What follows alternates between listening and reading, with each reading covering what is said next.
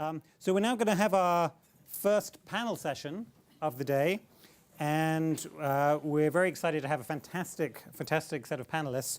We have Jérôme Pesenti back with us, who was speaking earlier in the morning.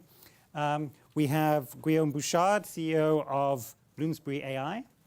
We have David Barber, who, among many other titles, is the director of the UCL Center for AI. You have me, I'm afraid.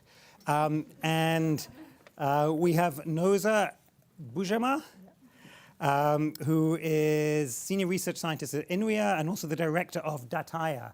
And we're going to hear from her in a few minutes about how these organizations work and really give us the context for what's happening in France, which I think will be very helpful for the discussion. The session is going to be about how we can create a skilled AI workforce and work together towards a better academic and research ecosystem between France and the UK. And what I'll do just for the first few minutes is to describe a little bit more about what the Turing Institute is and what we do, and then turn over to Noza to tell us about France. So the Turing Institute, as we were hearing this morning, is now proudly the National Institute for Data Science and Artificial Intelligence. We were formed in 2015 with 5 founding universities together with the EPSRC funding body. The founding universities, I'll try to make sure I remember all the universities. I'll get in trouble if I get it wrong. But so the 5 founding universities are Oxford, Cambridge, UCL, Edinburgh, and Warwick. And we're delighted that we have recently announced that we're adding 6 more, actually. So we're adding Leeds, Manchester, Newcastle, Queen Mary London, and Birmingham, and Exeter. So we're now up to 11 universities, and our aim and intention is really to be a national institute that represents the nation. And those 11 universities we'll see are comparable to the number of universities that are part of Dataya. So that's interesting. Our goal is to help maintain and build on the UK's leading position for data science and AI research, also to focus on collaboration with government and with business. And when I describe it in those terms, it may sound as if we are exclusively looking to the UK, but I would certainly agree with the remarks that Jérôme gave before, which is that we don't believe this is a zero-sum game. We very much want to be rising together, working together for the benefit of all society. So we're very excited to be trying to collaborate better, particularly with our close neighbors in France. Our mission is really subdivided into 3 goals, all of which we hope are going to help advance data science and artificial intelligence in order to change the world for the better. Those 3 goals are to advance world-class research, we heard about before, to train the data science and AI leaders of the future, which we've also heard about before, and to be playing our role in leading the public conversation with government, society, and industry so that we can form better governance and also help industry throughout the country really embrace applications to develop products which are going to help all of us.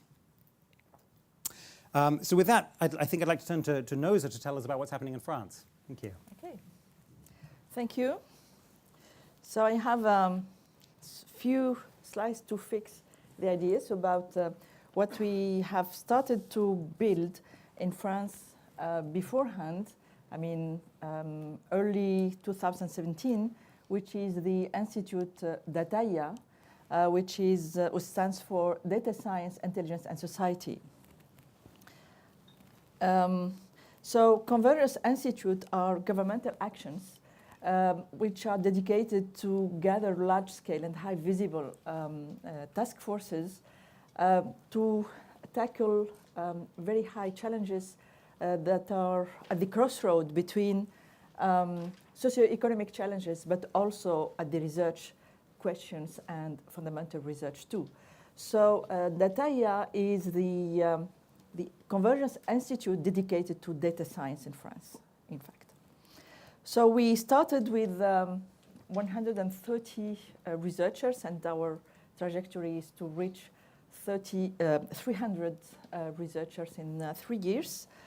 And we have 4 overarching challenges, from data to knowledge and from data to decision, from deep learning to artificial intelligence. Transparency and digital trust is also one of the key challenges here. The 4th one is about data protection, regulation, and economy. Scientific disciplines, in fact, in that area, our vision and our way of working is really to put together multidisciplinary effort to tackle, data science from multiple points of view. We have a roadmap for, in fact, 8 years from now. So, our kickoff is next February, in fact, by mid-February. So we are really in starting phase. And our founding members are these institutions. So it's led, from the scientific point of view by INRIA. And we have Centrale Supélec, CEA, CNRS, École Polytechnique, NSAE, HEC, etc. Université Paris Sud as founding partners who are committed to this effort. So we have a rather very nice starting pool already. Of course, our scientific action include, I think we have several commonalities, but we are, beyond research, we are also targeting to have, to develop the multidisciplinary training program, which is really important because for, next generation of data scientists, we need to have at least, data economy point of view, data regulation point of view, the responsibility of the enterprise who will hire these data scientists, need to be aware of these aspects and not only math and computer science. So, this is missing, at least from our observation, that each academic in fact, program now is mostly focused on, of course, which is natural, on mathematics and computer science, but we do think that it is needed to have a complementary points of view. And I think we share also rather very close approach, since we are also targeting affiliation program for industry partners, but also close collaboration with government to provide also skills, to provide consultancy, and to provide enlightenment, in fact, with the AI challenges. Okay, I will stop here, and maybe for discussion we can talk about other topics. Thank you very much, Neza. Is this on? Yeah. Great. So that was terrific. Thank you. And I'm going to take the chance to ask each of our panelists if they have maybe 1 or 2 first quick thoughts to tell us about how we might collaborate better. Okay. I think first of all we need to share best practice. This is, the first layer, which is easy. It's the easiest way, from my point of view. Do we need to develop best practice before we can share it? I think through your experience, through our experience, we have already some idea, I guess, on something, some topics to avoid, or some experience that, because building Alan Turing Institute, takes some years to come to this situation, to grow toward the National Institute now. So, and that area also, Convergence Institute, we have now almost a year running and trying to put it on, and to make all these partners, academic partners, working together, also with industry, but also with government, with regulation authority, because this is really the impact of data science on real life. So I really believe that we have already, and in the same time, it's very important for these topics, as AI and data science, AI services do not know boundaries. So international collaboration is very important. We started already very interesting collaboration, ongoing with Colombia, for instance, with Ivado in Montreal and in Japan. And what was missing is a partner in Europe, in fact. So that's why it was so natural to be here and to really discuss together such collaboration. And I think mobility of researchers is very important, of young and senior. Both sides are really interesting. This is, of course, very important.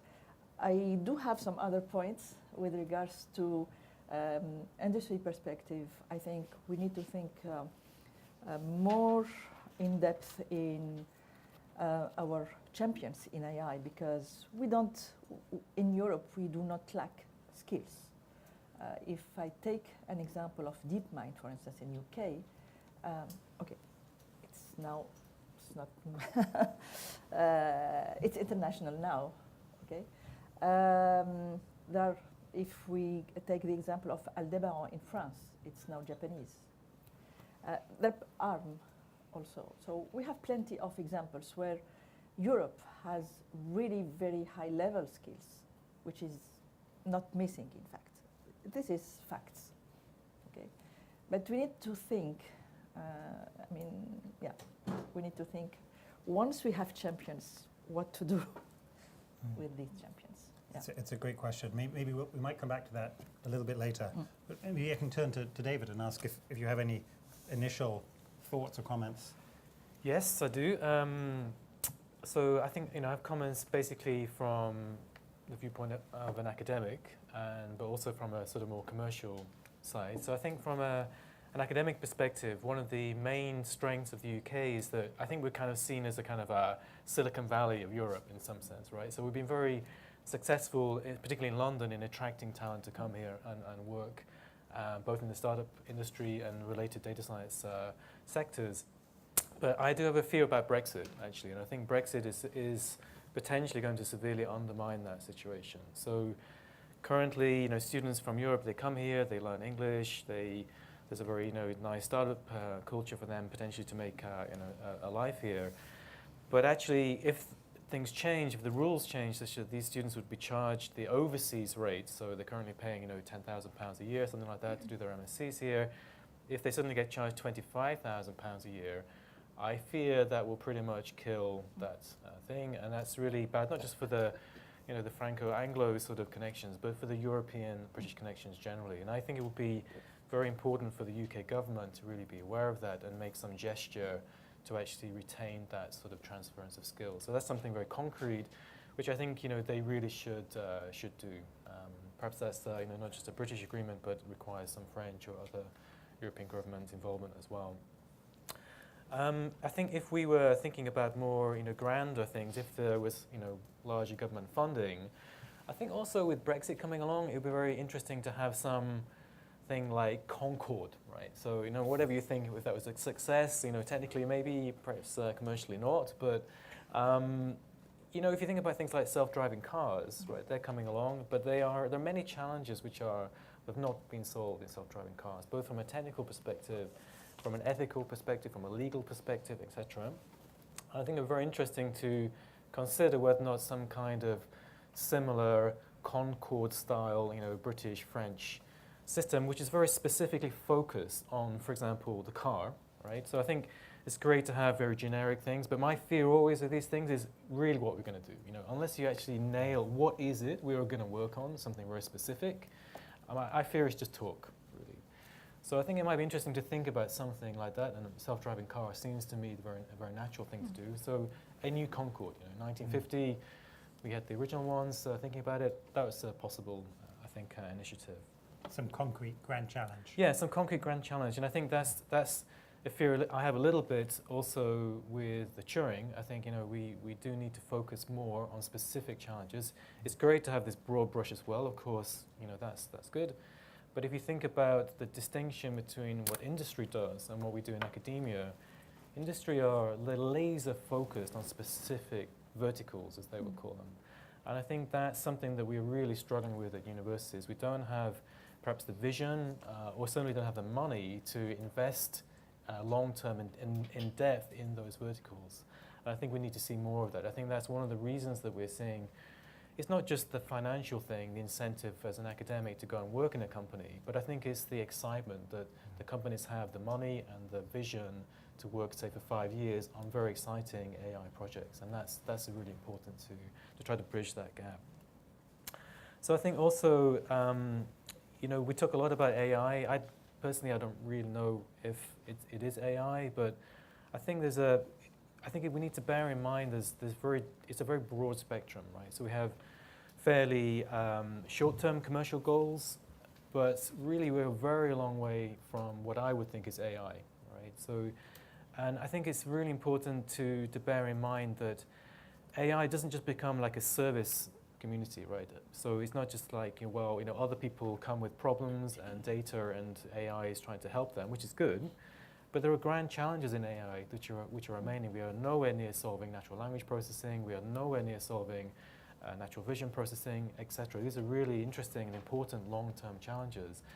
And I think the Turing and other institutes have great roles to play in doing that. And I would like to see more longer-term investment in those areas. So both concrete grand challenges and blue sky grand challenges. Absolutely. And just before we move on, you raised a great point, which I think is probably in many of our minds, which is concerns over Brexit. And you made one specific recommendation, which is we should try to ensure that fees aren't going to go up when that was happening. And I think probably we'd all agree with that. I just wonder, should we just stay on that for a moment? Is there anyone who disagrees with that? Okay, I mean, I think we all embrace that as a really important issue. We should clarify our agreement there. Yeah, I mean, it's obviously, I don't know how that would work, whether or not the government should sort of say, I mean, there's total uncertainty at the moment. I as a program director, we have, a good fraction of our students are coming from Europe, particularly also France, of course. So I just don't know what's going to happen. And this thing is not far away, right? And I think it would be expensive perhaps for government, but it'd be a wonderful gesture, I think. And so despite all these political issues, let's extend, the hands of friendship across this and actually do something concrete, which will definitely retain this relationship. Yes, it's expensive, but it's not incredibly expensive to do. I think it's a great But point. there's, there's an optics problem. And actually, when we did the review, Brexit was always underneath. And when I mentioned for this challenge around the number of PhDs, the main issue actually underneath is actually kind of Brexit, because it's an immigration problem, which is you can't have 3,000 more PhDs a year in AI if you don't get the talent from everywhere in the world. And so depending even who you ask in the government, you get a different response as to how much you should push the boundary there. In the current climate, it's very, I don't think anybody has the answer, but it's a very sensitive topic. So. Yeah, and just while we're exploring it, I wonder in your conversations with government, while of course we all reflexively think, yes, we should certainly maintain the special fee situation that we have throughout Europe, you could imagine someone saying, well, what about the Americans? What about the Canadians? What about people from other countries? Why are we not giving them the same deal? We love them a lot too. That's right. Yeah. And actually, my co-chair, Lemony Ols, it's really what she's kind of pushing for, actually, because she thinks that we should try to get PhD students from everywhere in the world and make it easier for them. And if you look at, I've lived in the US for a long time, that this is the strength of a place like the US, is that people come for education and they stay. Yes. And so, I'm one of them. And so it's short-sighted to think that, you're just going to educate people and they're going to go back. And some of them go back and actually they bring, part of the British culture with them, which I think is good as well. But I think it's extremely positive. It's hard for government to receive it. And obviously with the US government, it's no better, so. Well, let me push just a little bit more and see if we reach agreement on a slightly broader theme, which is, I would imagine that we might agree that it would be sensible to try to welcome great students, to help train those great students and make it easy for them to stay. That's right. Which isn't exactly what our current policy is. Is that fair? Okay, good. Thank you. Guillaume, do you have some thoughts? Yeah, I definitely agree that there is a question of the Concorde is a very good idea. It's a question of branding. Branding Europe, even if despite the Brexit, US, China, they don't really care about the Brexit. They see London and Paris very close together, and by far, these are the main hub of AI in the whole Europe. You have a little bit in Berlin, and then spread across all the countries, but there is a deep concentration of talent here in Paris and London.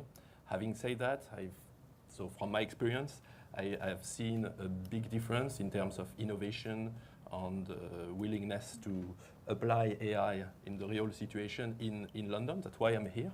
But I have to say that the Brexit put the balance a little bit more toward Paris, because today, so far, it was very difficult to get investment in France. It's changing now with all what is currently happening with the new government.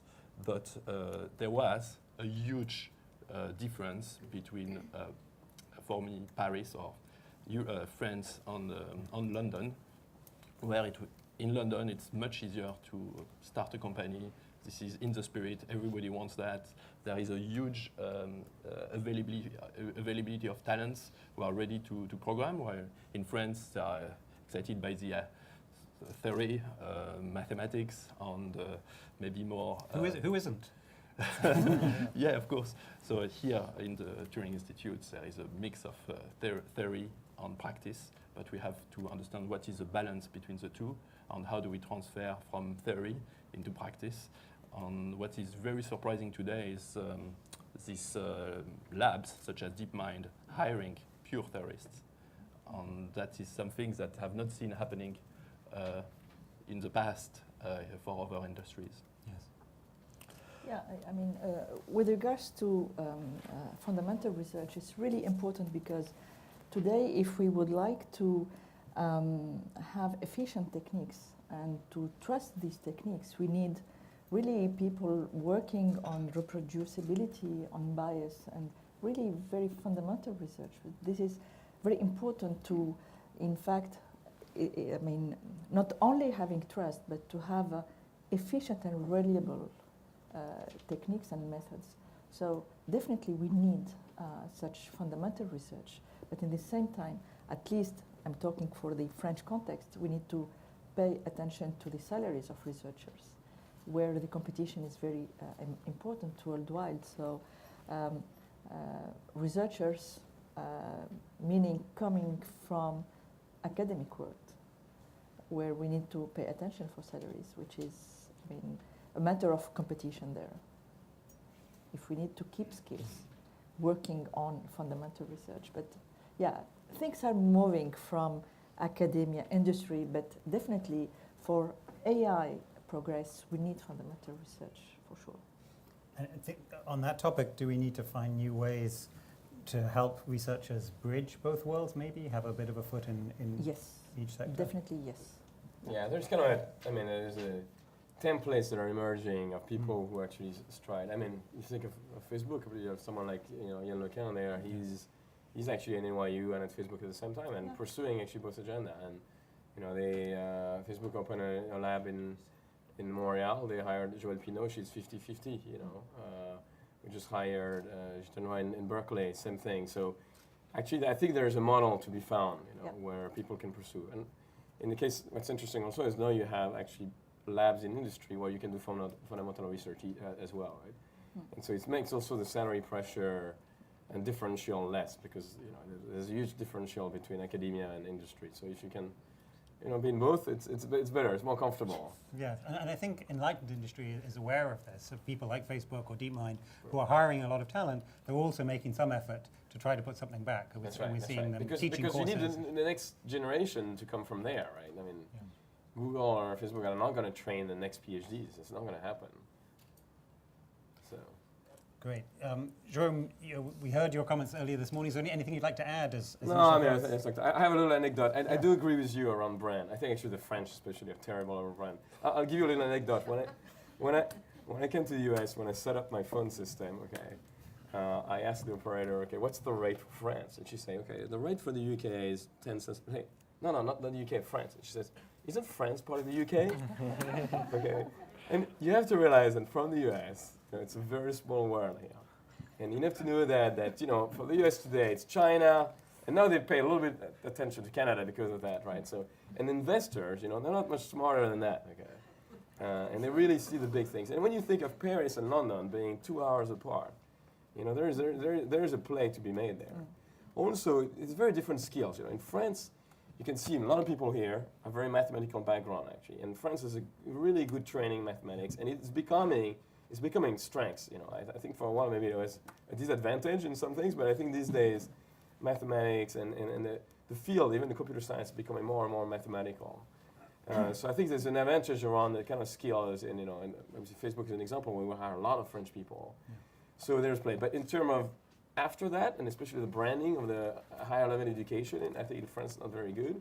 Then the UK is much better for this, to brand its education. I mean, just in France, you don't really have UCL has this beautiful master of machine learning. I mean, in my company here in London, we hire many of them, and we're really great. In France, you don't have a master of machine learning because it's a trend. We're not going to call it machine learning, and it's called, I don't remember how it's called.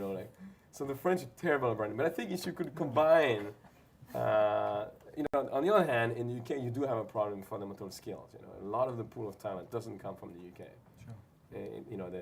It's one of the things we try to make in the recommendation, which we were told to stay clear from. I think it's coming from other ways to recommend that mathematics be taught and be mandatory until 18, which is not here. You tell that to a French, they'll be offended. They say, okay, you can drop mathematics when you're 15 or 16. So I think both countries can really bring something to the table and learn from each other, as you mentioned, will be a great way. And also, it's not that far. In the scale of the world, London and Paris are very, very well connected, and there is, I think, a play to make there. Absolutely. Absolutely great.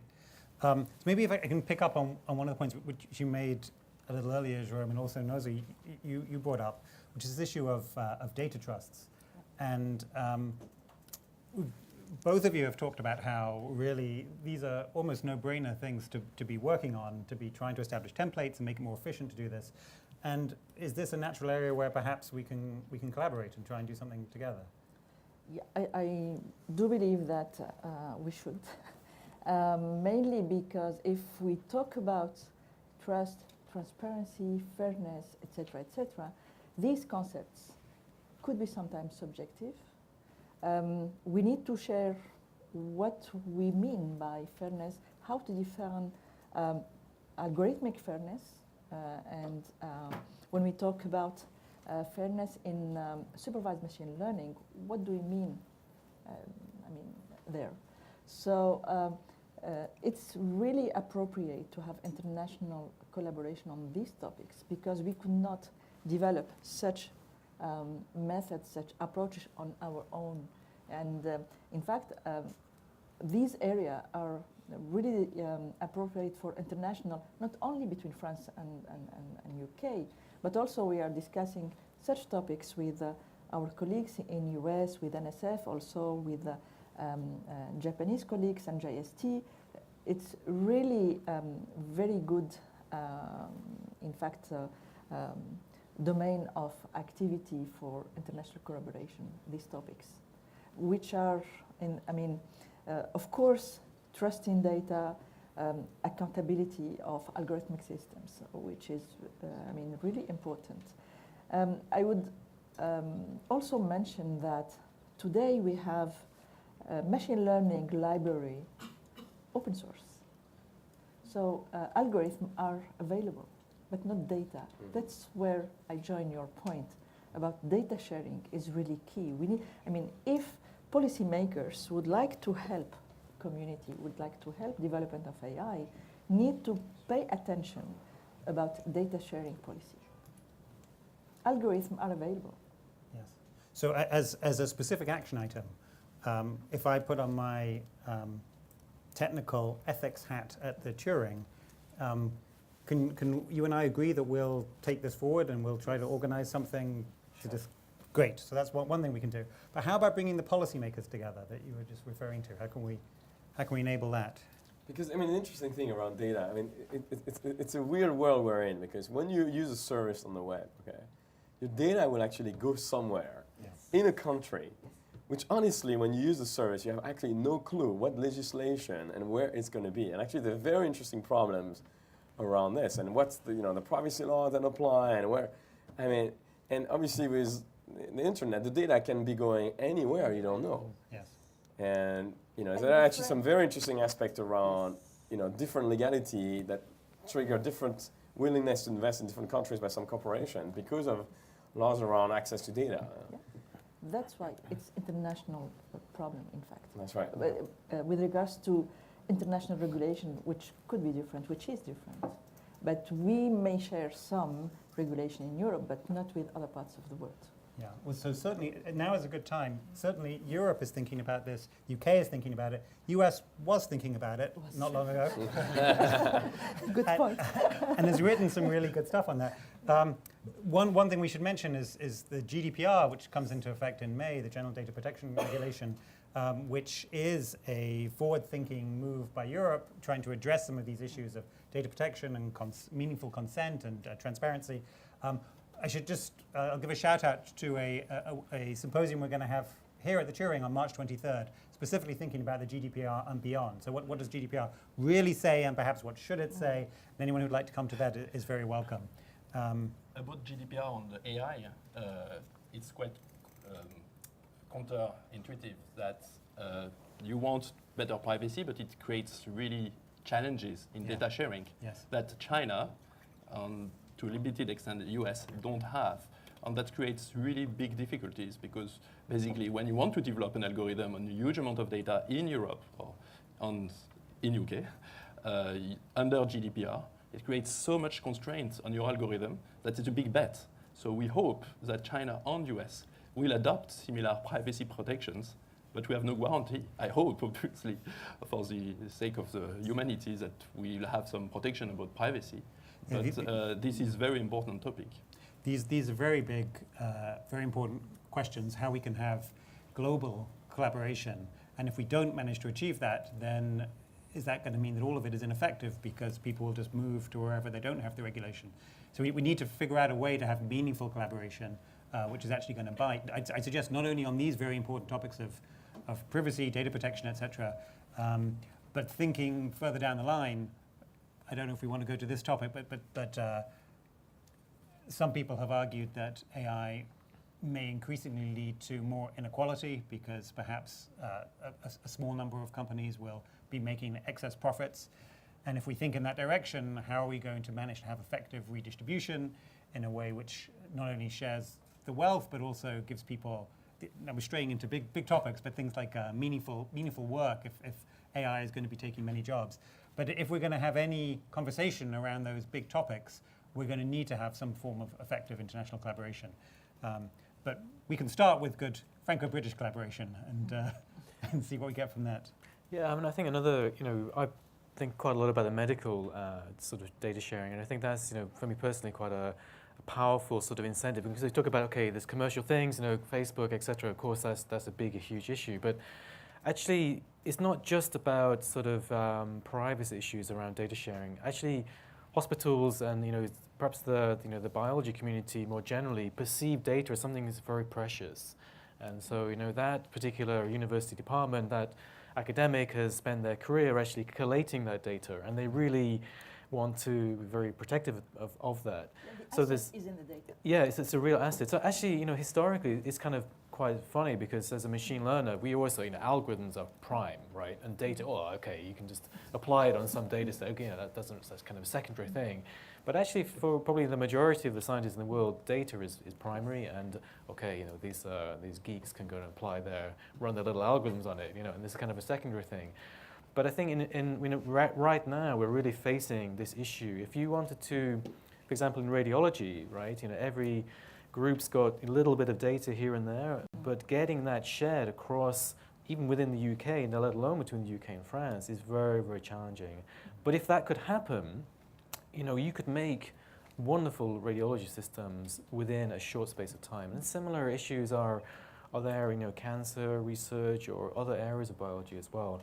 So it's not just about agreements in an international sense, it's actually about a culture change in terms of, from a scientific perspective, it's not just your data, it's really for the benefit of mankind. Some of that is happening, like data pooling, agreements are happening, they're around genomics data, for example, so there are some very good initiatives, and the potential for that is huge. Absolutely. But you're right, I mean, the data is locked in all these studies. I mean, having been involved with like clinical trials, it's like it's a complete shame. You know, you have all these, you know, the 99% of data is locked somewhere, and you don't have access to it when you could do wonders with it. Yeah. So this raises important legal challenges, but also fantastic technical grand challenges. And I think it's a very appropriate task for us to set ourselves to, and perhaps also in France. How can we address these issues of allowing meaningful data exchange without violating privacy? And it's very difficult to define exactly what that means. And then there are also interesting and important technical challenges related to differential privacy or homomorphic encryption or secure multi-party computation. And I think that would be one really good area for us to strive for. Yeah, in fact, I do not talk only, we should not talk about only on privacy or personal data. It's more about sensitive data at large. In fact,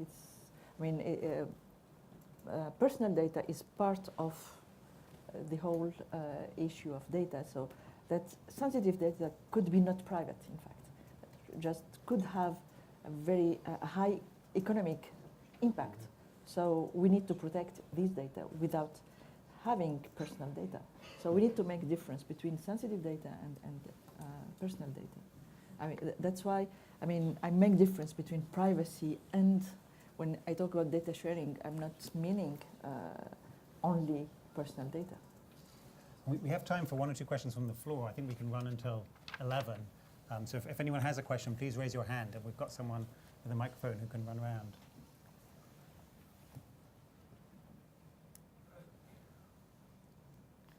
Okay. We have a question here.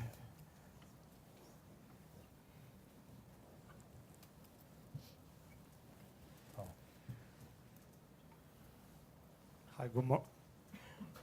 Please, could you start by saying your name and affiliation, please? Yeah. So my name is Michele Sama. I'm the CTO of Gluru, a startup here in London. So my question is about the distribution of talents in the industry. So you guys mentioned a very important issue, which is the lack of skills and the cost of training the future generation in AI and machine learning. And I was wondering if you could comment on how these talents are distributed in the industry, because from a startup perspective, we see the giants like Facebook and Google that are acquiring the vast majority of talents because they can pay them a higher fare, and those talents often end up being employed in the advertisement industry, which is important but is not crucial for society. And I think a very important issue will be to actually distribute those talents in more kind of important issues like the environment or the aspect that can affect society in a positive way or in a more positive way. I can't answer that because I've been on both sides, okay? So I just passed to the dark side, but so I was competing against this guy for a long time in the startups. My end result, so first, now, the place like Facebook, I'm going to open actually more academic style lab, actually the lab that I'm going to, AI at Facebook, a lot of academic work, so not just on ads, I don't have much interest in ads, honestly, so, and also it's kind of different perspectives. I think when you are a startup, you have to play your strengths, and you get different type of people. It's unclear you're going to get, the top researchers in the field. No, they're going to go to this big lab because they want to continue doing research. But as a startup, do you want people doing research or actually implementing things? So I don't think it's that different today. I think it's always been like that, the big people. And I think when you're a startup, you have to play with the strengths. But this said, the key is to increase the supply, right? That if you solve that problem, if you had 5x the number of machine learning, people train machine learning, then I will believe you would have, much more opportunity to hire people than today. So I wouldn't put it as just a fight. You're not going to force people not to be hired, right? I don't know what you're in that field as well. There are some great schemes that are in place to get some big discount or grants to get talents in startups, and I think you participated in some.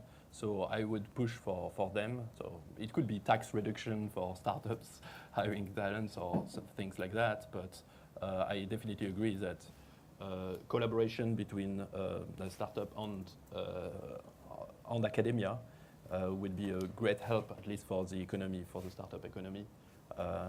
Having the best hires that we make are previous masters, and it's a great way to have a foot in academia. Is really helpful for startups, and I guess you know that as well. Yeah, I mean, from my perspective, I think there's a kind of, it's kind of funny, you know, we train these students, so we have, you know, roughly, say, 200 students coming out of UCL master programs every year doing AI-related topics. And actually, after that, you know, where do they go? So many of them are very keen to do something on the entrepreneurial space. Of course, some of them would love to get jobs in the bigger companies, but actually I speak to a lot of these students, and a lot of them are quite passionate about doing something, you know, for society, and they don't all want necessarily to, you know, just kind of cash in. And I don't think we're doing a great job in helping that transition from, you know, we teach them these academic topics, but then actually the companies which really take up the slack after that are people like Entrepreneur First, or, you know, other kinds of organizations like that. And I would like to see actually a little bit more about trying to bridge that gap, particularly also at the universities. You know, there's a lot of talented people with ideas about entrepreneurship, but really very little opportunity to enact upon them. And I would like to see potentially, you know, places like the Turing actually play a bigger role in sort of focusing efforts. And for example, you know, one thing they could do is have an incubator, right? And that would be a great thing, right? So we're trying to do that at UCL, and I've been pushing for that for a long time. But I think these are relatively small-scale things that you can do, which can take embryonic ideas either from MSc students or from academics, and put them together and seed fund these ideas. And I think there'll be an awesome opportunity also here between, you know, the UK and France to do something relatively, you know, low cost, but really that could make a huge difference. And this would be really appeal a lot to particularly French students who come to the UK. Perhaps it's some kind of, you know, incubator here, but also a kind of parallel incubator system in France, where students could spend some time in the UK, some time in France, and vice versa. There'd be great opportunities for understanding, you know, what's going on in the various cultures there, economic cultures. So I'd like to see, yeah, more of that. I think that there's I think it's a little bit of a lost opportunity at the Turing. I think the Turing should have a startup incubator system to help that transition. But I disagree that it should be small scale. I would say that it should be large scale. So if you create an incubator which is small, then you don't get the power of data of saying, okay, what works, what doesn't work, and that's one of the strengths of Entrepreneur First. They have brought so many examples of companies. They can now decide on be even more efficient by looking at what happened. And today, AI companies are sufficiently numerous to know what is a secret recipe. I mean, it's not a 100% success, but I think it's very important to not create many small incubators, but a large one, and that it might be a great opportunity for a French-British collaboration. I just add that there's all great points, and we shouldn't forget that typically our capitalist system ends up deploying resources in a reasonable way most of the time. But there are, as David says, many freshly graduating students who are very idealistic and passionate about wanting to help the world, which is fantastic. And in academia, I think we should help them to find homes so that they can work on projects which might in economics be described as externalities. So things like using data science and AI for climate change work, or for pollution, or helping people who are living on the streets where there isn't as much of a financial incentive to create a company to help those people. Do we have one final question?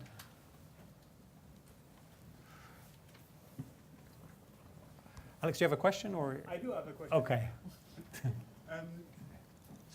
Just seeing the halfway review of Cédric Villani task force, precisely to continue this idea of externalities and what sectors could we identify. Basically, they put together 4 sectors in which the French state should have a strong impact and support on artificial intelligence solutions. The 4 being energy, transport, security, and the 4th one, I remember it. Well, it's and we'll find the 4th one, but energy, transport, security, Healthcare. and environment, actually, and environment. So my question is simple: basically, considering these 4 sectors, do you think that it could be a good lead to start working on these ideas? So indeed programs that are actually, that could be funded by the different governments, and to start collaborate on such ideas through an incubator, through research programs. How do you think in terms of sector? And I was wondering, I'm not sure that I saw like specific sector pushed forward by the review. So maybe that could be an idea to dig further. That was just a review. Actually, we specifically decided not to go there because the level of specificity you would need to do anything meaningful will be quite difficult. You know, so we want it to be quicker because what happens is the application of AI in each sector will have to be its own thing, right? And so maybe you're right. That may be a good idea for collaboration, you know, in each sector. So I mean, I like, I don't know, a suggestion is this, collaboration on transport, for example, self-driving cars. Renault is doing very well in this, you know, it's a world leader in that space. I think that would be, for me, a natural candidate for a specific project. Question over there. A final question. Hi, I'm Madalena Nazari. I'm from the Digital Catapult. We're just across the street and quite active as well in this space. And we work with the ATI. I just had a kind of like more fun idea towards the consumer. I think with what's happening in Europe with GDPR and following grandfathering principles in law, I don't think the UK will go off-piece tremendously in the next 2 years or 3 years or even more. And I think there is a rise throughout the world in the conscious consumer and adopter. So whereas I can totally see how many things are developed as we speak in China at a much faster rate than we can in Europe, because computing power, because data access, because pool of talent concentration. Is there maybe almost like communication exercise that if it's wider than just the UK or just France or France and UK together, whereby made in Europe, made conscientious, mindful of the adopter, we won't sell your data to first come, first served, wouldn't that have more impact as well in terms of future mass products? Because I think the times of where you posted everything on Facebook is gone. No offense, we love and treasure them. Or you do your Google searches without going on a privacy browser and so on. And I think I see that from more and more, especially with the younger generations, which are much more digitally enabled than previous ones. Thank you. So, I mean, to answer that, I think my view is that when we give our data away, we should know what's done with it. So every study shows that if you're a patient, for example, and you have a certain disease, right, you absolutely want to give your data for someone to find a treatment. So the question is, what is done with your data? And I think the potential is there to make it much clearer, and that's one of the idea potential behind that. That tries to find these kind of clear parameters around, how the data is used. I mean, I'll tell you that, the big guys get hit on this justifiably, but there are actually much worse people out there. The joke, people always tell me, oh, Facebook is listening to my phone. No, they are not, but your credit card company is selling all the data, And so usually the big guys actually are not selling the data, but you have lots of smaller players who are actually selling data, which nobody will want to do that, So when you use credit card, you don't want them to go sell your data, yet they do it. So it would be really interesting to set these very simple parameters, and when you click, okay, I give you your data, you don't have like a term of use that are 10 pages long that you never read, right? Or very broad. And actually, for me, the Facebook and the Google of the world are, for that, they should make it clear, what's allowed. But right now, because nobody pay attention, they make it super broad so they can do whatever they want, Yeah, I mean, one potential thing would have some kind of trace, basically. So whatever you do with your data, it's always visible. It's traceable essentially. I think that would be very interesting to see. I'd be fascinated to see. Well, that flipping credit card company actually did sell my data, and I'm not going to use them again or whatever. But I think that would be maybe an interesting first step as well. I don't know how to technically do that though. Yeah. And in some places, you think like for example, Google today lets you see all the data they have collected on you. Right. Almost. They are making efforts actually, and I think they should. I think these kind of patterns should be incentivized and potentially become, part of the deal when you give your data. Yeah. We have to break now. So we have 10 minutes until our next panel, and so please try to come back by 15:15. And please join me in thanking all of our super panelists.